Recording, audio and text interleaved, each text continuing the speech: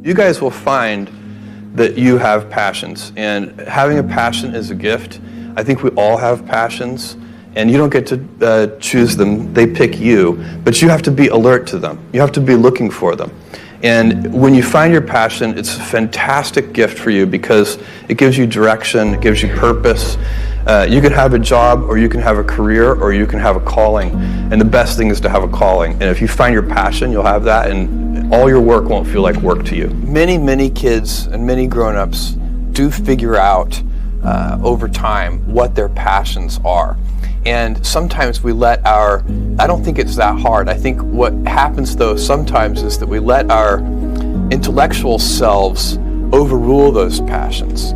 And so that's what needs to be guarded against. My job, one of my jobs as the leader of Amazon, is to encourage people to be bold. And people love to focus on things that aren't yet working. And that's good, it's human nature. That kind of divine discontent can be very helpful. But it's incredibly hard to get people to take bold bets. And you need to encourage that. And if you're going to take bold bets, they're going to be experiments. And if they're experiments, you don't know ahead of time whether they're going to work. Experiments are by their very nature prone to failure. But big successes, a few big successes compensate for dozens and dozens of things that didn't work. So, bold bets, AWS, Kindle, Amazon Prime, our third-party seller business, all of those things are examples of bold bets that did work, and they pay for a lot of experiments. I've made billions of dollars of failures at Amazon.com, literally billions of dollars of failures. And you might remember Pets.com or Cosmo, or I can give myself a root canal with no anesthesia very easily. None of those things are fun, but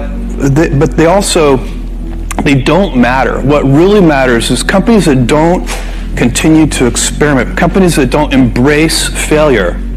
They eventually get in a desperate position where the only thing they can do is make a kind of Hail Mary bet at the very end of their corporate existence.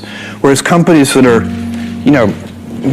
making bets all along, even, big bets, but not bet the company bets. I don't believe in bet the company bets. That's when you're desperate. That's the last thing you can do. It's not, you can be out of work and have terrible work-life balance. Even though you've got all the time in the world, right. You could just feel like, oh my God, I'm miserable, and you would be draining energy. And so you have to find that harmony. It's a much better word. And I think for most people, it's about meaning. People want to know that they're doing something interesting and useful.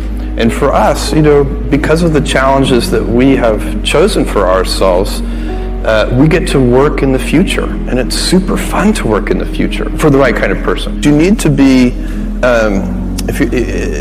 nimble and robust, so you need to be able to take a punch, and you also need to be quick and innovative and doing new things at a high speed. That's the best defense against the future, and you have to always be leaning into the future. If you're leaning away from the future is going to win every time. Never, ever, ever lean away from the future. We all have adversity in our lives. I doubt if you really, if you know somebody, any friend or anybody that you talk to, there's no lack of adversity. And by the way, that's good, because it's what teaches us how to get back up. You fall down, you get back up. It always happens. And you get certain gifts in life, and you want to take advantage of those. But I guess my advice on adversity and success would be to be proud not of your gifts, but of your hard work and your choices. So you may be the kinds of gifts you get in life. You might be really good at math. It might be really easy for you. That's a kind of gift. But practicing that math and taking it to the next step, that could be very challenging and hard, and take a lot of sweat. That's a choice. You can't really be proud of your gifts because they were given to you. You can be grateful for them and thankful for them. But your choices you choose to work hard.